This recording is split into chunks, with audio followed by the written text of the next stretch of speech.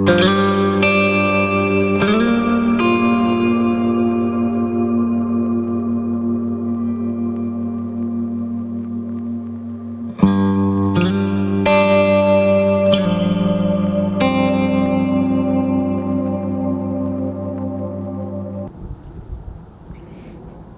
everyone, welcome to a new video. As always, my name is Harmon. Today's video is all about the Saugus High School shooting that took place in Santa Clarita, California. The date was November 14th, 2019. So again, only a year and a half ago. On that day, a 16-year-old named Nathaniel Burhow shot 5 different students, ultimately killing 2 of them before killing himself. Now, the 2 victims, their names were Gracie Ann Muehlberger. She was 15 years old, and the other victim was 14-year-old Dominic Blackwell. Now, I'm here at the Eternal Valley Cemetery here in Newhall, and this is where 15-year-old Gracie Muehlberger is buried. So I'm going to show you her grave in a minute, but first let's get into the background of what happened. There have been lots and lots of shootings throughout the US, and so I feel like a lot of schools nowadays have definitely improved their security systems, but of course nothing is perfect. So Saugus High School, they implemented fencing and at least a dozen security cameras, but they failed at that time during the shooting in 2019. They failed to implement any metal detectors. The shooting took place towards the end of period 1, again November 14th, 2019. Some students were outside, like in an outside courtyard area. The shooting started at 7:38 in the morning and lasted only 16 seconds, which is probably the fastest shooting I have ever heard of. He fired 1 round and the pistol apparently jammed. He fixed the jam and shot an additional 4 people with the next rounds. And he used the last round he had by shooting himself in the head, of course killing himself there. The gun he used was a .45 caliber semi-automatic handgun. It's an unregistered ghost gun assembled from a kit. There was 3 off-duty police officers who had dropped off some of their own kids there at the school, who were the first responders on the scene. Of course, as I said, there was other injuries, and students, of course, either barricaded themselves in classrooms or some of them fled, of course. Now let's get into the background a little bit of the shooter, Nathaniel Burhow. Burhow carried out the shooting on his 16th birthday. His parents divorced in 2016, and he lived with his mother and sister. Several students described him as kind of one of those regular kids. I guess he was a Boy Scout, was a cross-country runner. He, I guess, was described as a good student. Even took like AP classes, which are, normally the harder classes to take. Officers, of course, combed Nathaniel's home where he lived with his parents, and they found several other handguns there at the residence. Police, of course, looked for any kind of clues or any manifestos or written journals or anything to try to help them identify why Nathaniel decided to go on the shooting spree. They apparently did not seem to find anything that helped them figure out why he did what he did. They didn't find any suicide notes either. The speed of the attack and the fact that he knew that weapon so well, they said that he definitely seemed to have planned, the attack.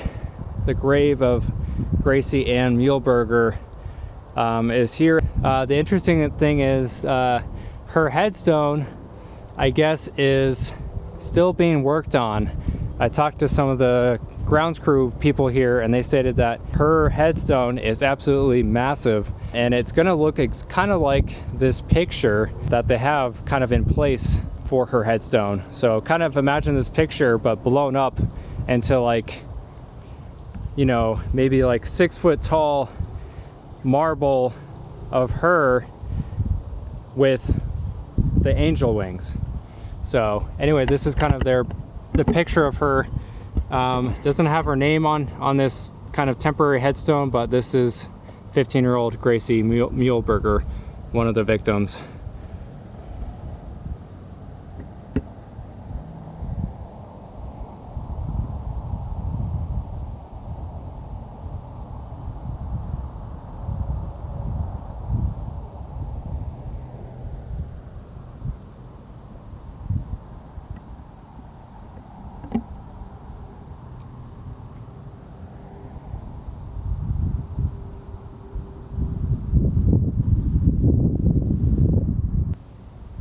Alright guys, as you can tell, I just made it to Saugus High School. This of course is where the shooting took place,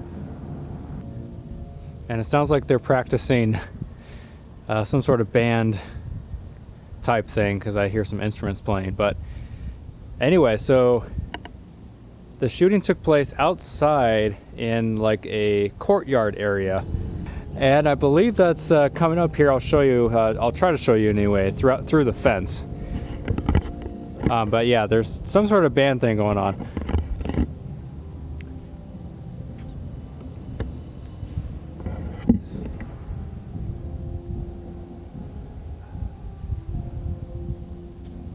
Now again, obviously this is during the summer when I'm filming this, so obviously I can't just wander around inside the grounds here.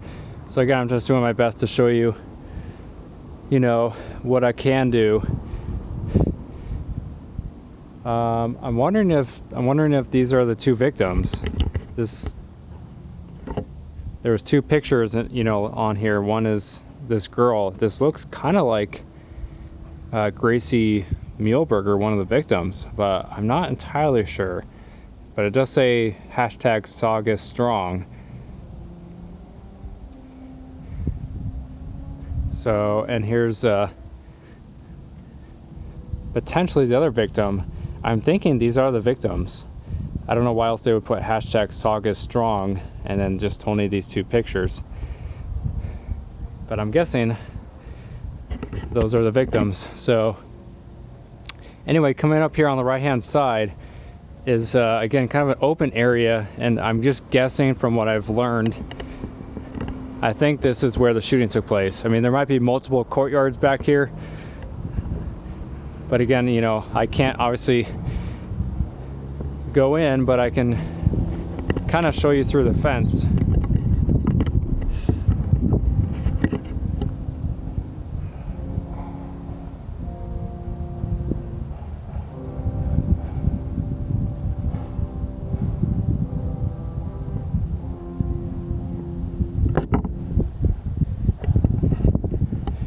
Anyway, you can still hear them practicing band in there, but again, that's just my best interpretation. There could have been a different courtyard back here somewhere. But again, just a sad case. Two young teenagers lost their lives, all because this young kid, Nathaniel, for whatever reason, just had it in him to want to kill people. I again will try to find some more articles. Maybe I can drum up some other articles that talks about why he did what he did. But again, as far as I know, the articles I read, it states that they found no suicide note, no letters or any kind of indication why. Just states that he sort of targeted a few kids outside. All right, guys, before I go, I just wanted to give a big shout out to one of my subscribers who follows me on Instagram. If you haven't already followed me on Instagram, it's @InfamousCrimeLocations, all one word. Make sure you go do that if you can. But anyway, one of my Instagram followers there, their handle is OzoneIX Entertainment, I believe is how you say it. But anyway, so they actually are the ones who gave me the suggestion to film this video in this case. So big shout out to them.